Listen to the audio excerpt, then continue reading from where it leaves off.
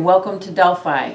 We're here today to talk about Holey Molds. These are what we call Holey Molds. They're molds that once you cast glass into them, they create a piece that has a hole in it. Makes it very handy for making pendants without any additional findings.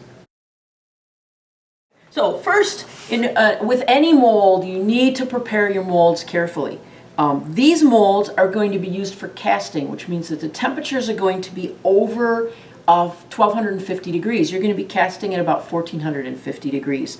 So we always want to make sure that we're using a high temperature casting kiln wash. We carry two different products. One of them is the Primo Primer, which is a spray-on product, or excuse me, a brush-on product. Mix it with water and brush it onto your molds. And we also carry MR97, which is a boron nitride spray-on product. Very, very effective, although a little bit more expensive. Both of these need to be refreshed every time you use the mold. If you fire up to 1450 degrees, the kiln wash starts to break down and it needs to be replaced. We're going to use today the boron nitride. It's quicker, easier, and in my opinion, much more effective, even though it's a little bit more expensive. A few things that you have to watch out for. Boron nitride in a spray can must be mixed, so you got to mix it. And don't short on this. You can't tell if it's mixed just by looking at it, so make sure that you shake that can for at least 1 minute, if not more, and then shake it in between as you're applying it. We also, if we're using a mold brand new, we want to make sure that the kiln wash goes all over the mold. So what we do, and I'm not going to demonstrate it here because boron nitride is an aerosol and it goes everywhere. Boron nitride in and of itself is not hazardous, it's just a mineral, but it's not good for your lungs. It's also, in the spray can, contains acetone and alcohol, both of which are not good for you in the air and are both explosive or flammable. So we generally recommend that you apply the boron nitride outdoors if you possibly can. If you can't, make sure you're in a very well ventilated space. So if I'm using the kiln wash for the first time, I'm going to apply it in layers, and mainly because I want to make sure that I've gotten every single bit of it. Again, it goes on white, so you can't tell whether you've got it everywhere. So when I'm using it for the first time, I will usually, first of all, put on, even if I'm outdoors, I'm going to put on a respirating mask. This one right here works fine. It doesn't have to be a HEPA mask, but you just want to make sure that you're not breathing the dust into your lungs.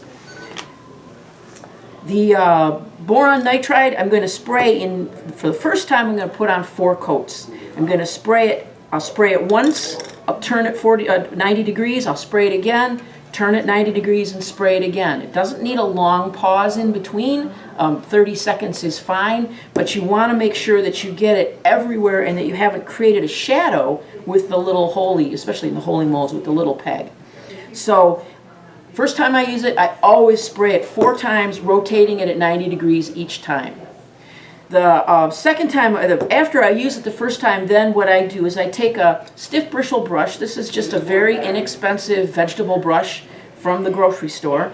And I will, I don't need to remove all of the kiln wash, but I want to make sure I remove all the loose kiln wash. So I will rub it around, make sure all the dust is out of it, look it over real good to make sure that the surface is smooth, and if there's any details on the mold, that those details still show.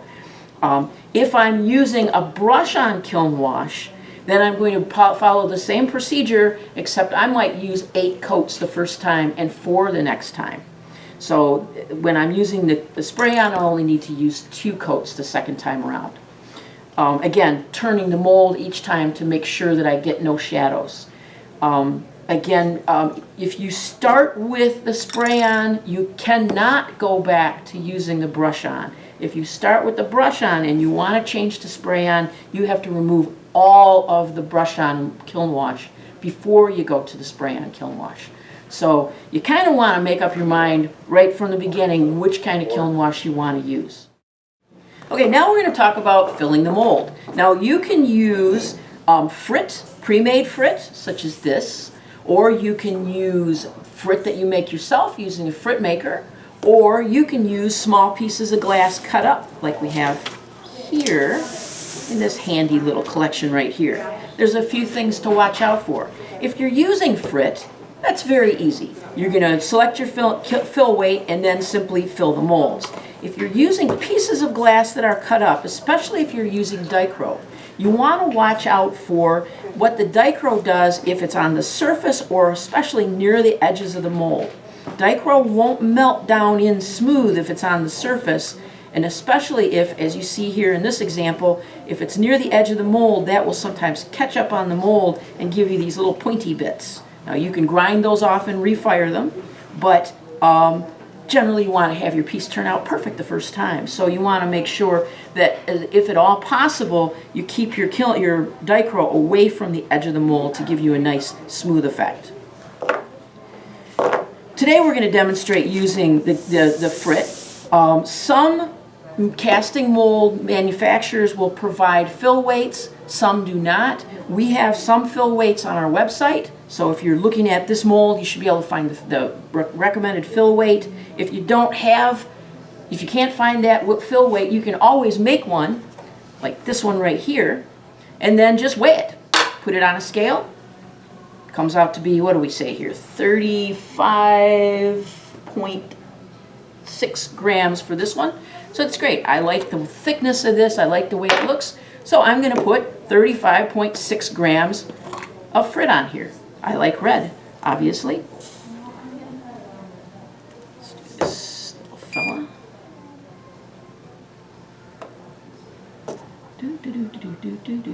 There we go.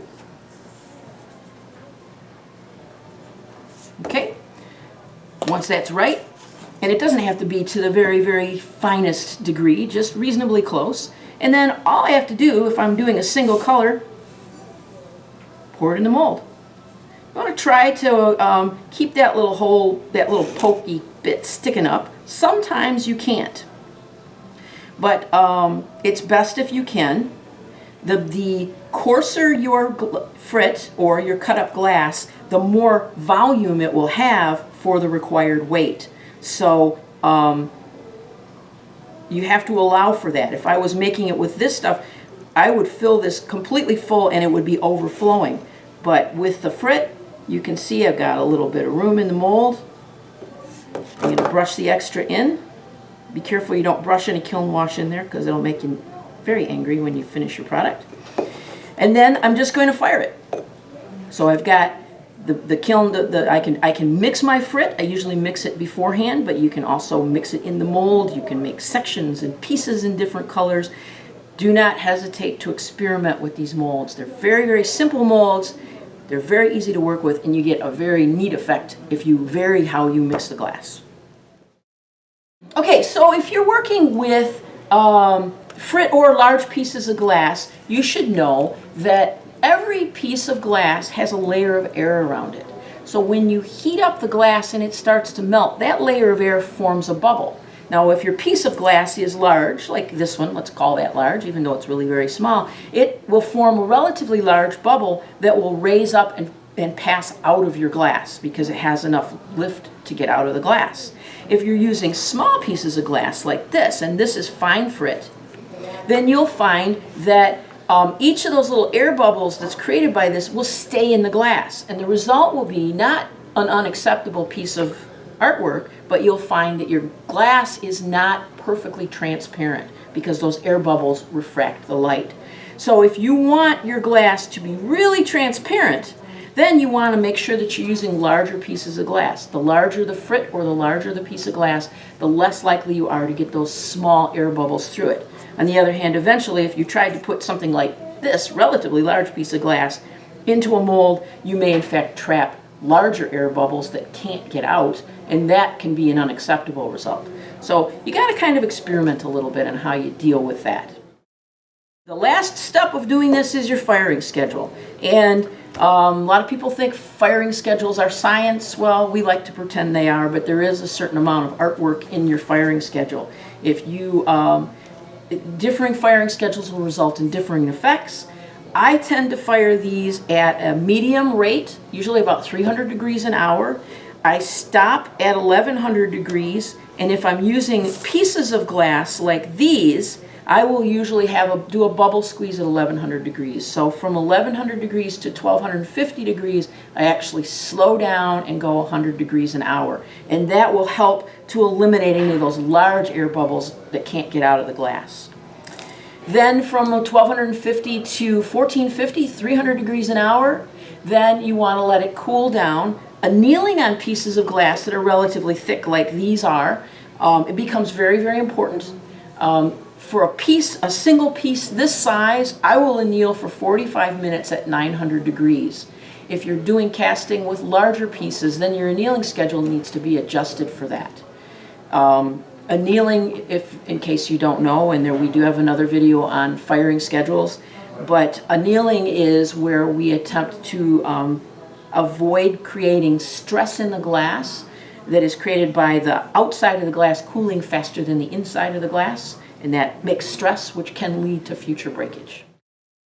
If you are interested in casting but feel a little uncomfortable about it, or you want to learn more about casting in general, we do have an in-store class for casting, casting with ceramic molds, and look that up on your website, and we would love to see you here in the store.